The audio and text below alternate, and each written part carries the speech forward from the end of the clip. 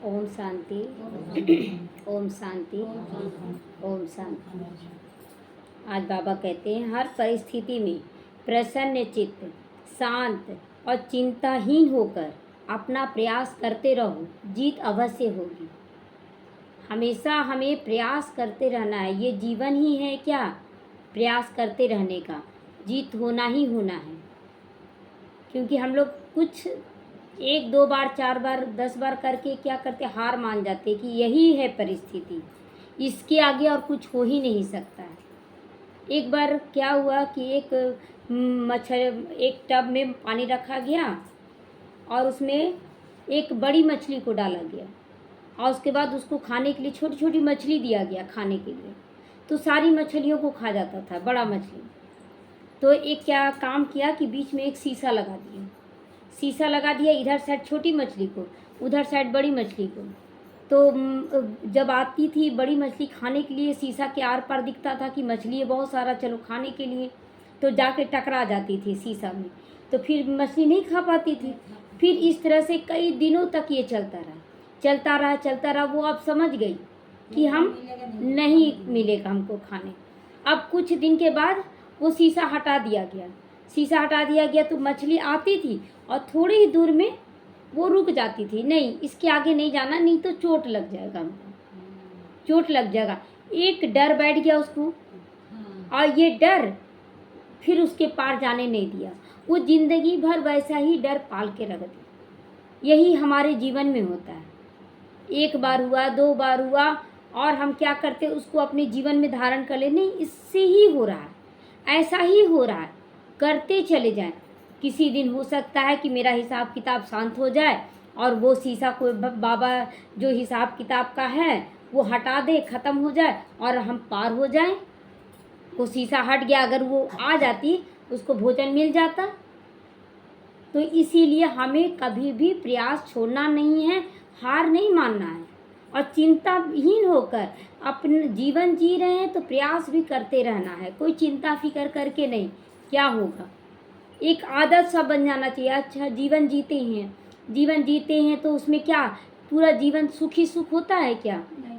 या पूरा जीवन दुखी दुख भी तो नहीं होता है, सुख और दुख दोनों आता है। फिर भी हम जीवन जीना चाहते हैं कि नहीं, फिर भी परिस्थितियों को पार करना चाहते हैं।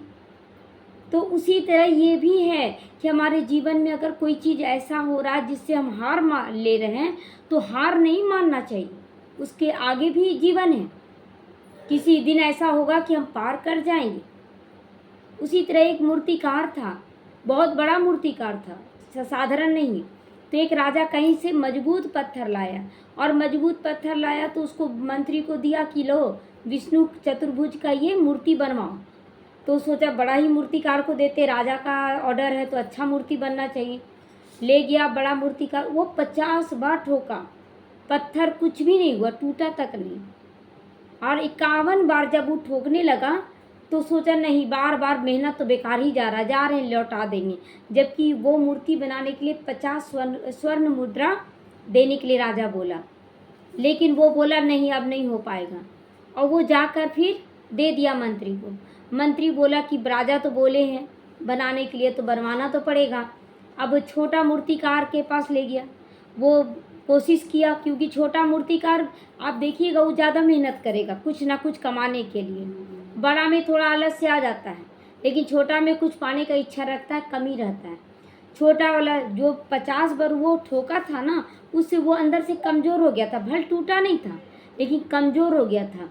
लेकिन छोटा मूर्तिकार जैसे ही उसको ठोकता है पत्थर अच्छे से टूट जाता है। तो फिर मूर्ति बनाने लगा। तब मंत्री बोला कि हम लोग जो प्रयास रोक देते हैं ना, हो सकता है अंतिम प्रयास ही हमारा सफलता का द्वार खोल दे। हम रुके क्यों, ये रुक जाना, हार मान लेना, ये जीवन नहीं है। जीवन चलते रहने का नाम है, आगे बढ़ते रहने का नाम है। तो कभी भी ऐसा हो जिंदगी में, हम लोग भी एक जगह सेवा किए थे तो वहाँ पर बहुत अच्छे लोग, सारे लोग बहुत अच्छे से ज्ञान सुने थे, बहुत अच्छे से सारे लोग बोले थे कि हम लोग आएंगे। लेकिन पता नहीं अंदरूनी कोई लोग ईर्ष्यावश कुछ वहाँ पर उल्टा पुल्टा बोल दिए, ईर्ष्यावश। और जब प्रोग्राम किए तो कोई भी नहीं आया, कोई भी नहीं आया। अंदर में तो विचार चला, इतना मेहनत किए लेकिन नहीं हुआ। वास्तव में ये विचार भी नहीं चलना चाहिए, क्योंकि पापा तो बोला कि बच्चे तुम जो मेहनत की उसका तो फल निश्चित है, वो तो तय हो चुका है, उसमें 19-20 तुम्हारा नहीं होगा। भल कोई निकला या ना निकला, हम तो 100% दे दिए ना। तो हम लोग उस समय थोड़ा सा विचार चलाएं कि इतना मेहनत किए कोई बच्चा नहीं निकला। फिर बोले कोई बात नहीं, लेकिन अपना रुके नहीं, मन में संकल्प चलाएं लेकिन रुके नहीं दूसरी जगह।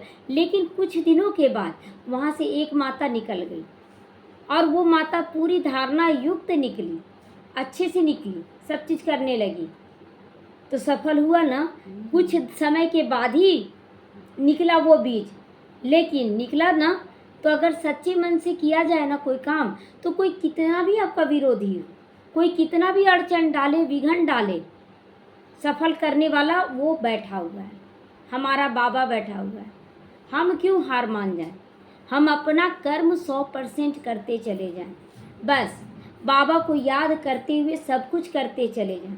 देखिए फिर कैसे ठीक नहीं होता है। लेकिन हम पहले से जो किए हुए हैं उसमें हम हार मान जाते, नहीं ऐसे ही है मेरा, ये बोल देना ही सबसे बड़ा श्राप है। नहीं, इस शीशा के पार नहीं जा सकते, क्योंकि हम कई दिनों तक प्रयास किए, शीशा पे चोट लगा, हम उसके पार नहीं जा सकते हैं। ये मन में बैठा लेना ही सबसे बड़ा हार है। ठीक है, हम जोर से नहीं मारेंगे। जो मछली था वो डायरेक्ट जाना चाहती थी तो चोट लग जाता था, धीरे धीरे जाती, देखती शीशा है या नहीं, देखती शीशा है, लौट जाती, काम अपना करती रहती, फिर जाती। जिस दिन हट गया उस दिन पार भी हो जाती। तो वही हमारा जीवन है। कभी भी ऐसा परिस्थिति हो कि, लेकिन उसके पहले ये आप देखिए कि आप श्रीमत के अनुसार चले, बाबा जो श्रीमत दे रहा उसके अनुसार चले, और अंदर बाहर सच और साफ होना चाहिए बस। और उसके बाद श्रेष्ठ कर्म करते रहिए। कि कभी भी ऐसा कभी नहीं सोचना चाहिए कि हम जो कर्म करें उसका कोई फल नहीं मिला। हो सकता आज नहीं मिला, हो सकता आज वो फल नहीं मिल रहा है, लेकिन बहुत ऐसा चीज़ होता है जो फल निकलने में टाइम लगता है, कोई कोई बीज को, लेकिन जब निकलता है ना तो पावरफुल निकलता है। तो इसीलिए हर परिस्थिति में प्रसन्नचित्त रहना, हम लोगों को अपना 100% देकर प्रसन्नचित्त रहना है, शांत भी रहना। कोई संकल्प नहीं चलाना है कि हुआ नहीं, क्या करे, कैसे करे, शांत रहना है, चिंताहीन होकर रहना, कोई चिंता नहीं करना है, आगे का चिंतन करना है कि अब आगे क्या किया जाए। जो कर लिए वो हो गया, अब आगे क्या करना है।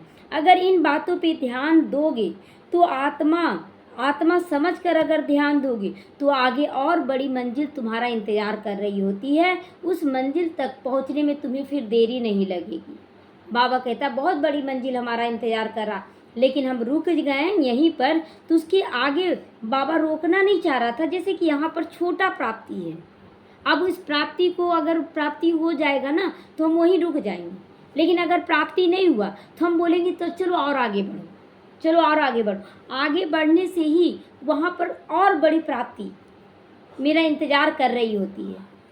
तो अच्छा है ना, अच्छा है, तो इसलिए रुकना चाहिए। किसी भी हालत में हार भी हो जाए तो क्या सोचना है, इससे बड़ी जीत मेरा इंतज़ार कर रही है, हमें और बड़ी जीत का प्रयास करना है। तो बाबा हमें और ज़्यादा जीत देने जा रहा है। तो बाबा कहता है कि आगे बढ़ो, थोड़ी सी हार में हार नहीं मान जाओ, तुम्हारी और बड़ी जीत तुम्हारा इंतज़ार कर रही है। तो हमेशा अपने आत्मबल के अनुसार, आत्मबल, शरीर का बल नहीं, आत्मबल, आत्मबल आपका 10 गुना ताकत आपको प्रदान करती है। तो आत्मबल के आधार पर सदा आगे बढ़ते रहो। सफलता तो तुम्हारा हुआ पड़ा है, विजय तो तुम हो ही। बाबा तो क्लियर वरदान देता है कि तुम्हारा है ही। तो पहली सीढ़ी क्या पार करना है, पहली सीढ़ी है एक तो विश्वास, धैर्यता, ये सब है सीढ़ी। अगर आप धैर्य धारण कर लिए, विश्वास अपने कर्मों पे रख लिए, अपने बाबा पे रख लिए, यही सब मेन गुण को बाबा धारण करवाना चाहता है। जब हम लोग इस ज्ञान में चलते हैं ना, तो प्राप्ति पहले नहीं होता है, पहले गुणों को धारण करवाता है। सहन करने का शक्ति, धैर्यता की शक्ति, फिर आगे बढ़ने की शक्ति, सदा आगे बढ़ने की शक्ति। हर चीज़ में सफलता हो ये जरूरी नहीं, लेकिन हर एक कार्य हमें अनुभवी जरूर बना देता है, जरूरी नहीं।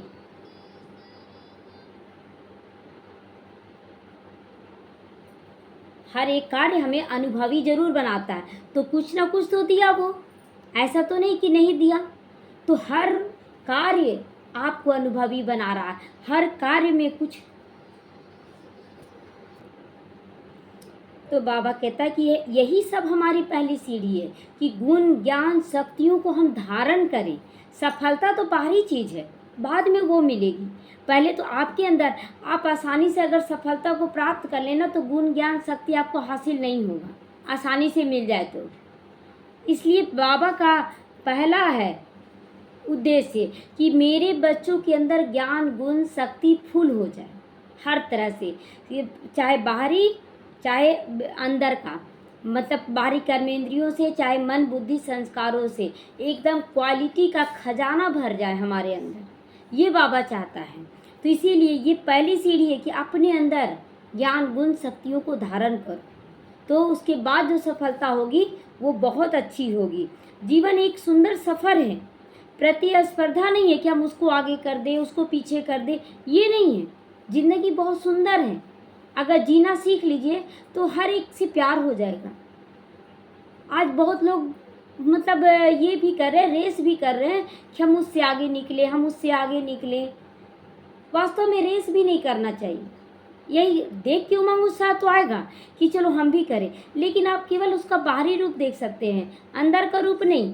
ये जो ज्ञान गुण शक्ति जो धारण होता है ना, वो अंदर का है कि हम अंदर से कैसे हैं। अब जैसे कोई भी काम किए, मेरे अंदर धैर्यता बहुत है, हम कर रहे हैं, तो बाहर से तो लोग नहीं देख रहा ना कि धैर्यता है कि नहीं है। तो इसलिए रेस क्या करेगा, वो बाहर ही करेगा। आज एक माता बोली कि हम भी खाना पीना छोड़ दिए हैं, हम भी ऐसे नहीं खा रहे हैं, वैसे नहीं कर रहे हैं। लेकिन ये थोड़ी है धारणा खाना पीना छोड़ना धारणा नहीं है। धारणा ये है कि आपका किसी चीज़ में आसक्ति ना हो। किसी भी चीज़ में मिला तो खा लिए, नहीं मिला तो भी स्थिर रहें। ये नहीं कि मिलना ही चाहिए, हम यही टाइम पर खाते हैं, सुबह में हम रोटी खाते हैं तो वो रोटी ही मिलना चाहिए, दोपहर में चावल खाते हैं तो वो चावल ही मिलना चाहिए। ये है आसक्ति। अनासक्त कि हमको जो मिले उसमें हम संतुष्ट रहें, तो संतुष्टता तो दिखता नहीं है। अब देखिए कि जैसे कि वहाँ पर थे तो एक बार हम लोग बोल दिए ना कि हम लोग कुछ नहीं खाएंगे, पेट भरा हुआ है, और वहाँ बना था सत्तू का पराठा। तो जैसे ही गए तो अब बना है, सबका गिन के बन चुका, बाबा बनवा चुका था। अब जब परसाए तो खाएंगे कि नहीं? थोड़ी उसका अनादर करेंगे? तो खा लिए। तो बोले देखो मन तो रहता है खाने का, इसीलिए खा लिया। अब अनादर तो नहीं करेंगे ना, मिला तो ठीक है, नहीं मिला तो भी ठीक है, पानी पी के रह जाते, क्योंकि हम अपने को कंट्रोल कर सकते हैं। तो इसीलिए पहले ये सब जो ज्ञान गुण शक्ति है ना, वो सूक्ष्म है, वो दिखाने वाली चीज़ नहीं है कि आप कितना ज्ञान, आप बहुत ज़्यादा लंबा चौड़ा ज्ञान तो दे रहे हैं, लेकिन ज्ञान का मेन उद्देश्य आपको धारण करवाना है, आपके अंदर को मजबूत बनाना है। केवल सुनाना उद्देश्य हमारा नहीं है, हम अपने अंदर को कितना मजबूत बना सकते हैं, ये है ज्ञान का उद्देश्य, परमात्मा का उद्देश्य। क्यों मजबूत बनाना चाहता है बाबा? क्योंकि देखिए चमत्कार तो अल्पकाल के लिए दिखा सकता है बाबा, लेकिन बाबा बोलता है कि बच्चे हम संगम युग पर हैं, लेकिन सतयुग से हम नहीं रहेंगे तुम्हारे पास, बाबा नहीं रहेगा। सतयुग से कलयुग तक का सफ़र हमें तय करना होगा। तो अगर यहाँ पर ज्ञान गुण शक्ति को हम अपने अंदर धारण कर लेते हैं तो हम उसके आधार पर चारों युगों को पार कर लेंगे। इसीलिए बाबा का मेन उद्देश्य है कि बच्चों के अंदर ज्ञान गुण शक्ति धारण हो जाए। सुनने वाला सुनाने वाला बाबा को पसंद नहीं। सुनने वाला सुनाने वाला शुरुआती दौर है, फर्स्ट स्टेज है, फर्स्ट सीढ़ी है, बस सुनना और सुनाना। लेकिन मुख्य सीढ़ी अपने अंदर धारण कर लेना, मुख्य सीढ़ी है। तो इसलिए ज्ञान रोज आप सुन रहे हैं, ये मोटिवेट किया जाता है कि क्यों करना है। तो इसीलिए बाबा कहता किसी से रेस मत करो, अपने अंदर को चेक करो कि तुम कितना अपने अंदर शक्तिशाली अनुभव कर रहे हो। कोई भी परिस्थिति में हार मानकर तो नहीं बैठ रहे हो, आगे बढ़ना ही तुम्हारा लक्ष्य है। तो बाबा कहता है ये बहुत सुंदर यात्रा है।